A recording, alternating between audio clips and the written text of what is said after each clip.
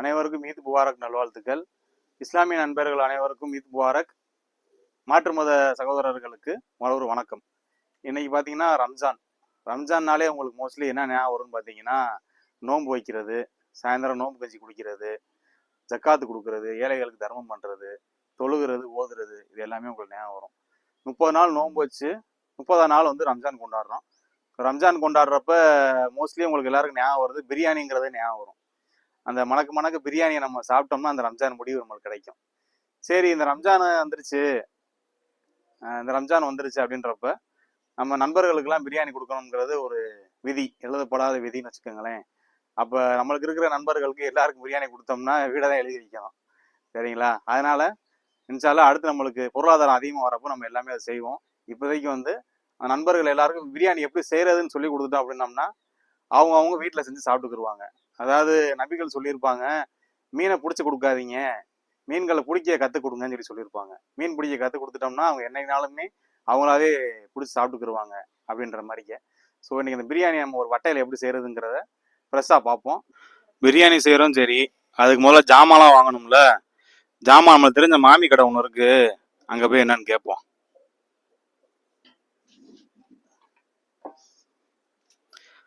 அஸ்ஸலாமு அலைக்கும் மாமி, பிரியாணி செய்யறதுக்கு ஜாமான் வேணும்.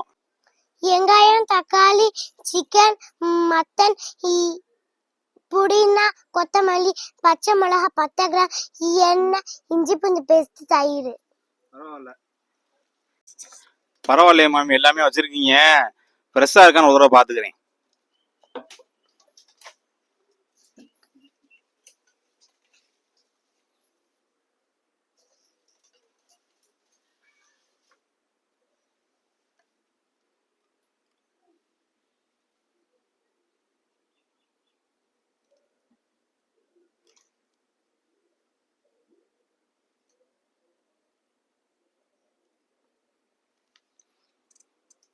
பரவாயில்ல, எல்லாமே ஃப்ரெஷ்ஷாக இருக்கு. எல்லாத்தையும் ஆசிப் தம்பிகிட்ட கொடுத்து விட்ருங்க வீட்டுக்கு. சரி, மாமி கடையில் எல்லாம் பார்த்தாச்சு. இதை வட்டையில் போடுறதுக்கு வட்டை வாங்கணும்ல, வட்டை விறகுலாம் வாங்கணும். அதை யார்கிட்ட இருக்குன்னு போய் பார்ப்போம். விறகு நல்லா காஞ்ச விறகா இருக்கு. ஆனால் வட்டையில் ஒரு குட்டி உட்காந்துருக்கு. சரி, இந்த குட்டி வேணாம், வட்டையை மட்டும் கொடுத்து விடுங்க எங்களுக்கு.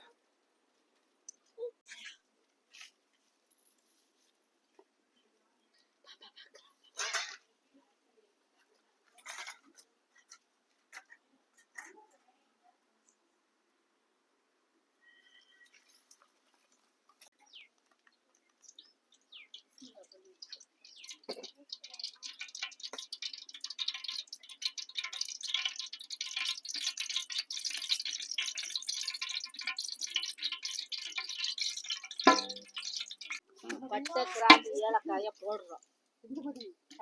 பிரிஞ்சி இலை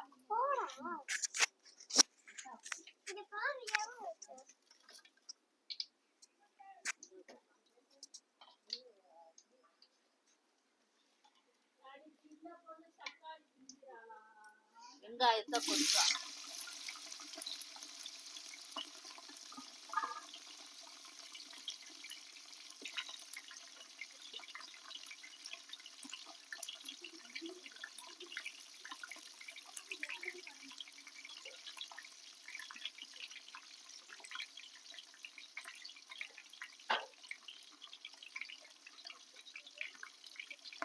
வெங்காயத்தை வதக்குறோம். பொன்னிறமா வதக்கணும்.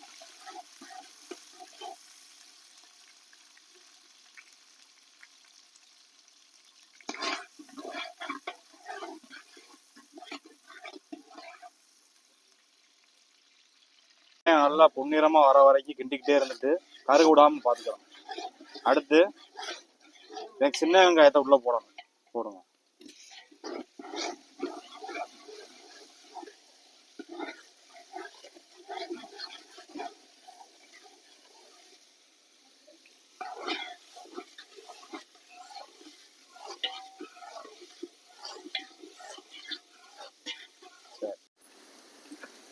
பட்டை, கிராம்பு, தக்காளி,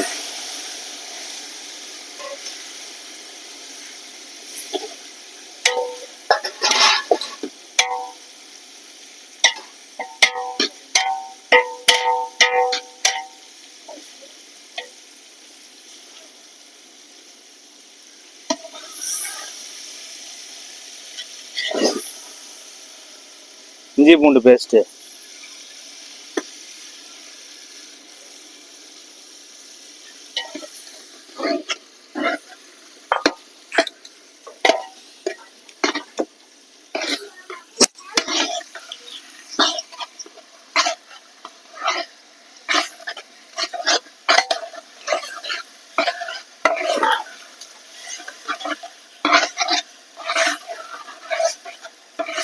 புதினா போட போகிறோம்.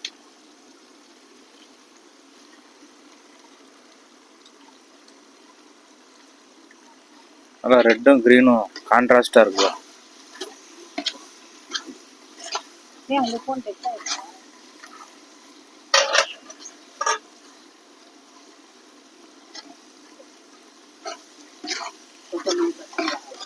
கொத்தமல்லி, பச்சை மிளகா,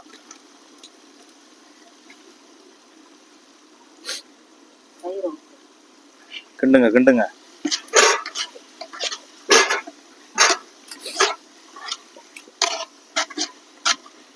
தயிர்களை ஊற்றுங்க, அள்ளி ஊற்றுங்க.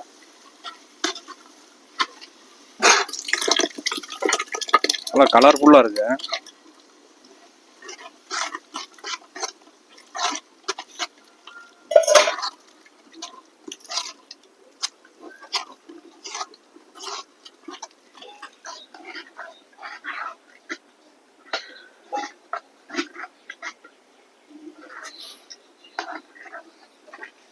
நானும் சரி. நெய் ஊற்ற போகிறோம். நெய் என்ன டால்டா மாதிரி இருக்கு.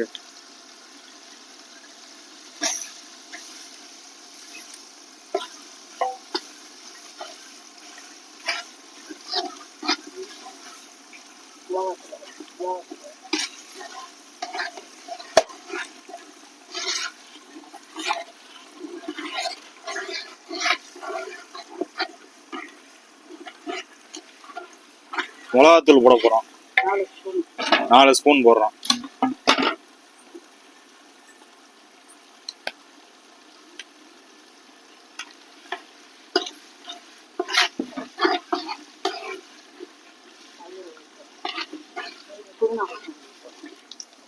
நல்லா வெந்துருச்சு. இப்போ கறியை போட போகிறோம்.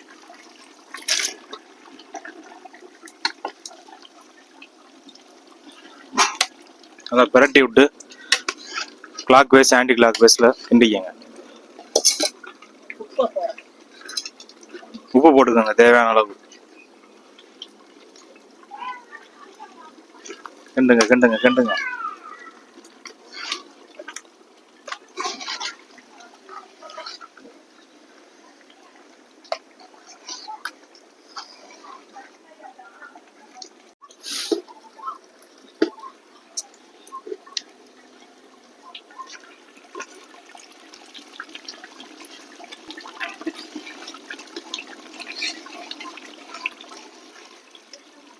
நல்லா கொதிக்குது.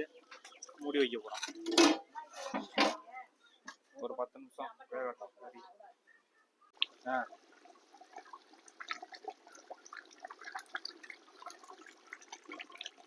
நல்லா வந்துருச்சு.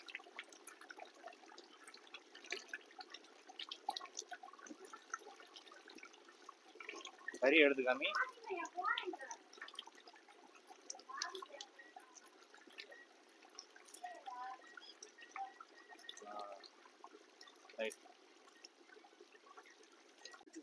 இப்போ வந்து தண்ணி ஊற்ற போகிறோம்.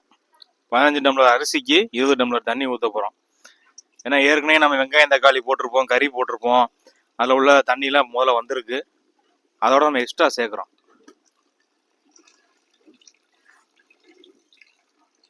அப்படியே அள்ளி ஊற்றி விடுங்க.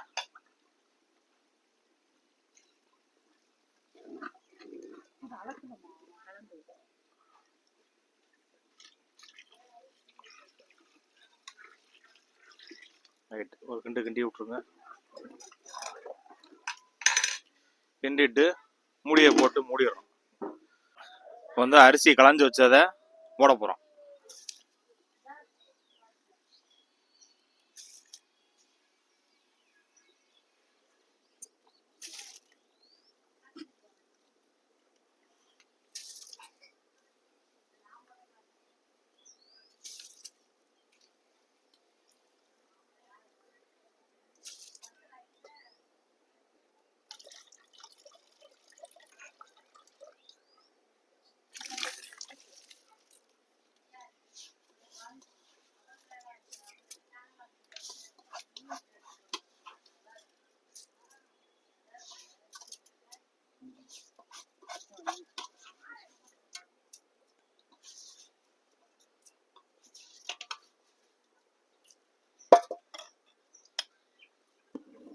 அடுத்து மிக்சிங்.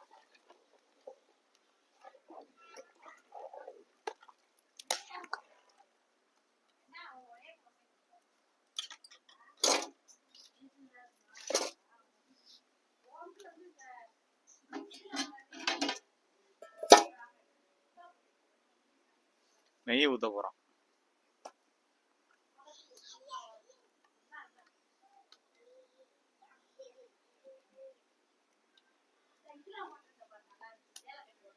மறுபடியும் ஒரு மிக்சிங்.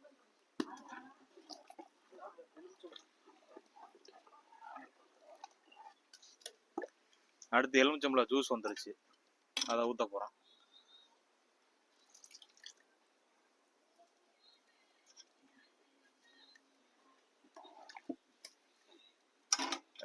அப்படியே மூடி விடுங்க. கொஞ்சம் நேரம் கழிச்சு திறந்து பார்ப்போம்.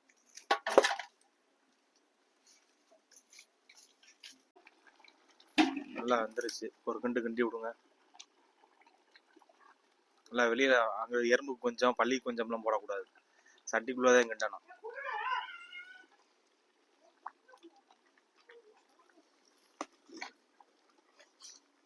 நல்லா அடியிலேருந்து கிண்டி விட்டுட்டு திருப்பி மூடி விட்டுறணும், தண்ணி வத்துற வரைக்கும்.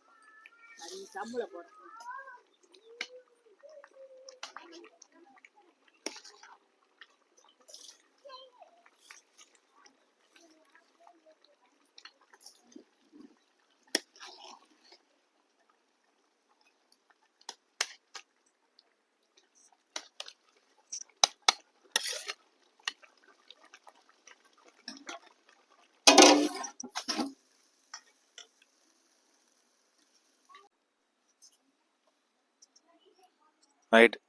இப்போ கீழே உள்ள கங்கப்புறம் எடுத்து மூடியில் போட்டு மூடி வச்சிடுறோம். மெயின் டிஷ் வந்து வேலை முடிஞ்சிச்சு. அடுத்து வந்து சைட் டிஷ் எப்படி ரெடி பண்ணுறதுன்றதை இதை ஓரமாக தூக்கி வச்சுட்டு அந்த வேலையை பார்ப்போம்.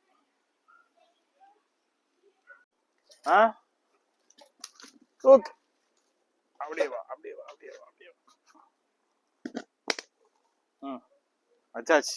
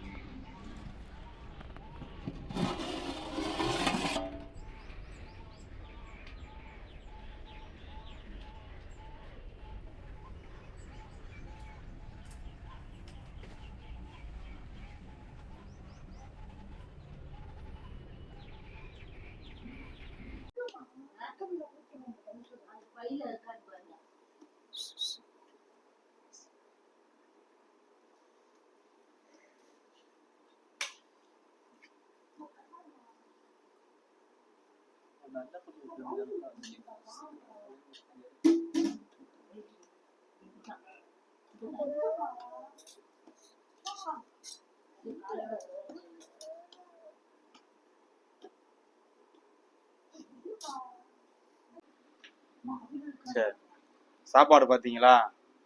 நல்லா இருக்கா? இவ்வளோ கஷ்டப்பட்டு இந்த சாப்பாடை வந்து 30 நாள் நோன்பு வச்சு நம்ம சாப்பிட்றோம். சாப்பாடுன்றது எல்லாருக்கும் வந்து ஈஸியாக கிடைச்சிறது இல்லை. சில பேருக்கு எல்லாமே ஈஸியாக கிடைக்குது, சில பேருக்கு ஈஸின்றதே கிடையாது, ரொம்ப கஷ்டம். உதாரணத்துக்கு ஏழை எளிய மக்கள் இருக்காங்க. அதே மாதிரி இப்போ ரொம்ப கஷ்டப்படுற பாலஸ்தீன் மக்கள், காசா மக்கள்லாம் இருக்காங்க. அவங்களாம் ரொம்ப கஷ்டப்படுறாங்க.